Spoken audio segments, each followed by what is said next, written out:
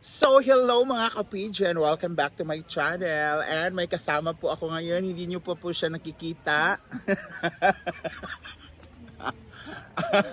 Ayan, ang ating ulirang ina. Ang nanay tastic ng hasaan. Walang iba, Rhea Filingera. Ayan. Sana na naman gagawin natin. Ang gagawin natin ngayon, Pagkagawin mo sa akin. mag-i-interview lang ako sa'yo. Kasi last ko interview sa'yo nun sa bahay nyo pa, di ba? First, Parang hindi ka pa ano nun. hindi ka masyadong magaling mag-chika, Parang hindi ka pa magsalita, tapos yun yung manginhin pa. time na ano, hindi ka pa yata monetize nun eh. Oo. Hindi ka pa monetize. 2 years ago. Oh, 2 years ago na, Diyos ko, ang Sobrang tagal-tagal na. tagal na. Oo, so ngayon, ayan. So interviewin natin siya. May mga katangunungan lang naman tayo guys na Tapos pag hindi nasagot, i-sprayhan yung mukha. Ganyan. Ano ba ito? Pisikalan na interview? So ngayon, ang first tanong ko kay Rhea is, kumusta ka na bilang isang ganap na content creator or vlogger? Oo. Kasi monetize ka na eh. Siyempre masaya dahil doon ko na nakukuha yung mga pangbayad ko every month. At parang nakikita ko nag-i-improve naman yung ano ko, di ba? Oo. Yung mga ginagawa ko. So, grabe na nga eh. Mas grabe magaling, yung effort ko mas talaga magaling ka ngayon. pa sa aming mga matatanda. Di ba nakikita niyo naman yung mga uploads niya guys na sobrang parang tinrabaho talaga. Yung hindi putyo-putyo, yung may oras talaga na nilagay, may effort, di katulad sa amin, no? Pagka video, upload rin. So, yung sa Ay, kanila. tanong natin sa kanila.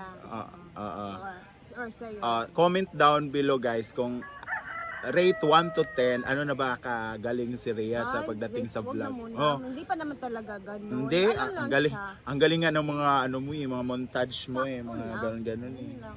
So, ako lang naman yung nagagawa. O niya. siya lang lahat. So second question is, magkano na ba ang kinikita ni Rhea Filingera sa pag-vlog? Bawal man i-drop. Oo, pero Siyempre, nasa 5 digits. 5 digits, pero doon talaga sa pinakamalaki na 5 digits, no? Huh?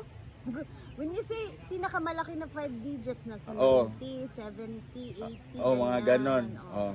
Basta 5 digits. So alam nyo na ha, pag sinabi kong ganon, yun na yung ano niya. So ano na yung mga napundar mo sa pag-vlog mo, kasi syempre kumikita ka na at hindi mo naman i-expect na mag-boom yung ano mo, Wala diba? na record, Gwen, joke. Ayan o.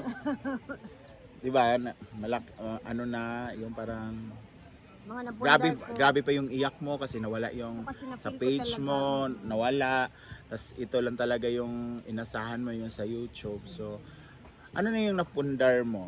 Napundar ko yung 100k na bayad na utang kay Brenda. Yun talaga yung pinush ko talaga siya kasi gusto ko talaga ibenta. Alam mo ba na dumating na sa part na gusto ko ibenta na namin ni Habi yung parang O di ba nga, naghanap kayo ng buyer buyer. dun sa lupa kasi parang nahihiya na talaga ako madam kasi sobrang tagal na talaga. Tapos gusto pandemic time pa din yun. gusto ko makabayad na talaga ako ng utang sa kanya pero paano yung sahod natin before nasa 5k 5K lang, nasa 10K. ganun. So, Ganun naman kulang talaga pa pag-umpisa. sa billings natin, oh my god. So ayun, parang achievement ko ba na nabayaran ko siya sa utang na gano'n na hindi ko akalain mababayaran ko kasi isipin mo yun Gwen ha, 100,000 ang laki talaga. Sa natin Oo, saan kami kikitain kukuha yun? ng gano'n, diba? So yun yung napundar mo, yung tas mabayaran mga yung syempre every month na laging doon tayo kukuha ng gasto. As in, ang laki ng tulong, grabe. Tsaka si Rhea kasi yung asawa niya is seaman, kaso hindi pa nakasakay Di man ulit. si Ay, ano ba? Manu, ano siya, parang commissioning siya sa Iraq before. Oo, kaso lang hindi pa nakabalik. So si Rhea talaga ngayon ang parang breadwinner talaga sa kanila. At saka hindi lang naman yung anak niya, asawa niya yung pinapakain niya. Meron siya mga pamangkin pag pumupunta doon, yung nanay niya, yung mga kapatid niya pumupunta sa bahay nila. Syempre, parang breadwinner na rin siya kasi nga yung asawa niya hindi pa nakabalik. Pero pag makabalik naman yan, mas maging maluwag na siguro yung ano mo, no? Pero feel ko parang gusto ko na dito na siya lang sa basa.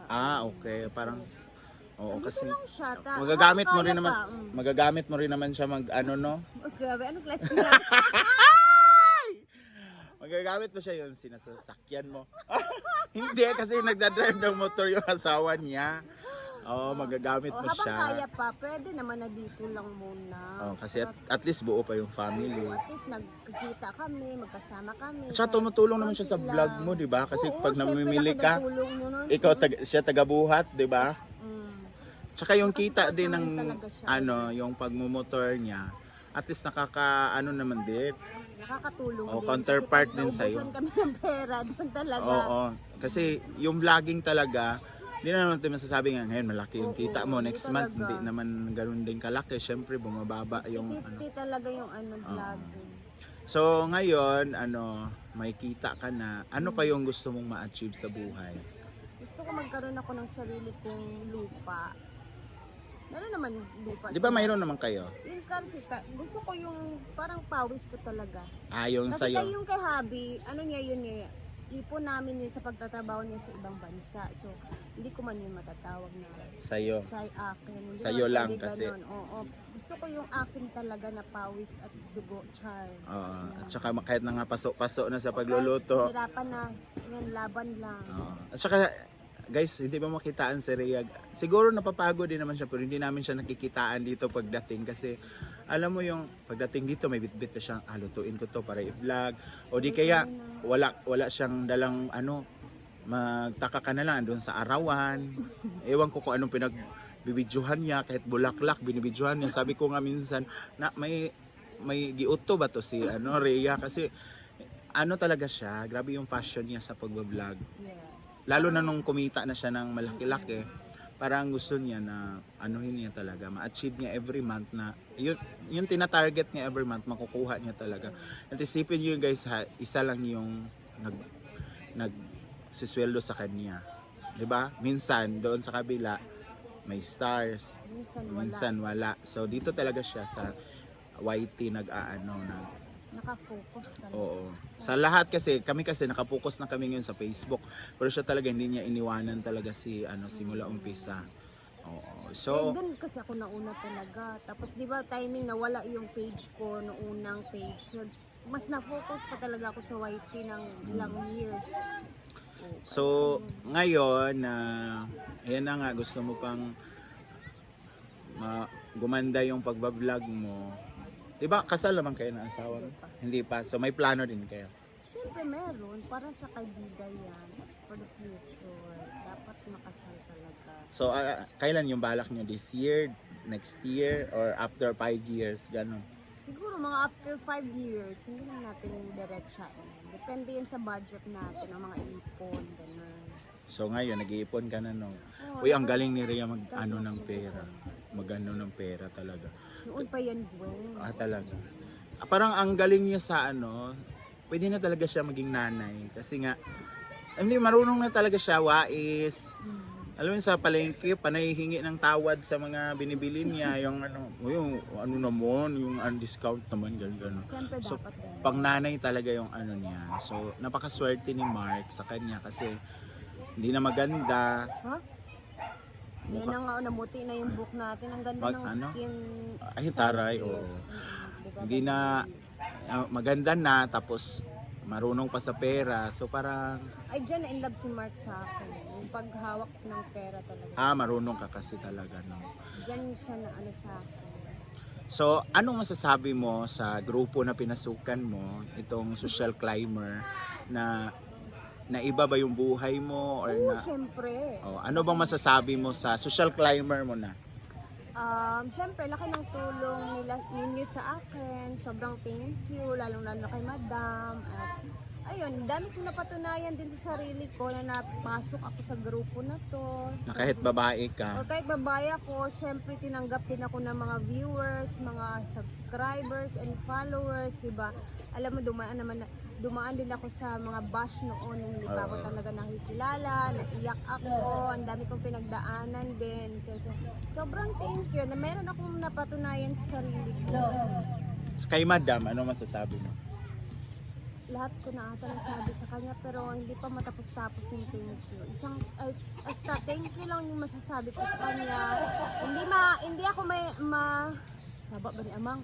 hindi ako mawawalan ng pasensya sa inyong lahat. Andito lang ako lagi, lalo kay Madam.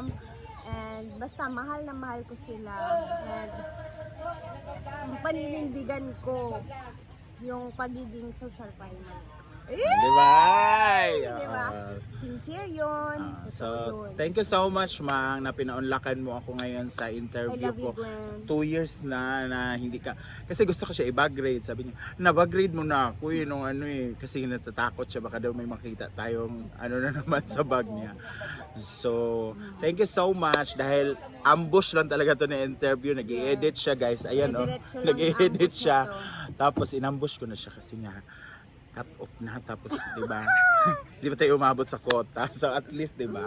Ang tawag niyan, para-paraan. Ganun. So thank you so much. And Thank you guys. please subscribe. Ayan, Rhea Filingera sa kanyang YouTube channel and And Gwen, Rhea Filingera sa page page pa pa. rin. And So i-subscribe nyo din at panoorin nyo rin yung mga page ng ang lahat ng ng mga social Oo. climbers. Lalo na si Gwen, guys. Sa lahat ng social climbers, guys, si Gwen ang maire-recommend ko talaga na dapat nating Uy, grabe siya. tulungan. Alam mo si Kasi, Rhea, alam naman ninyo ang sitwasyon ng kanyang mama, guys. Naiyak talaga ako sa kanya nung last month ba yan? yun, napunta kayo sa bahay? Dito, may kausap kang Oo.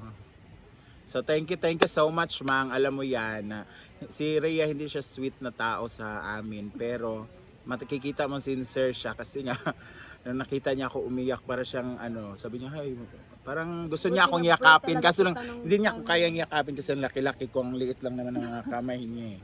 So thank you so much, Mang, and sana hindi ka mapagod na mag-vlog dahil para sa pamilya natin, para sa pamilya Para sa na atin lahat. sinusuportahan. So maraming thank you and see you on my next vlog. Bye!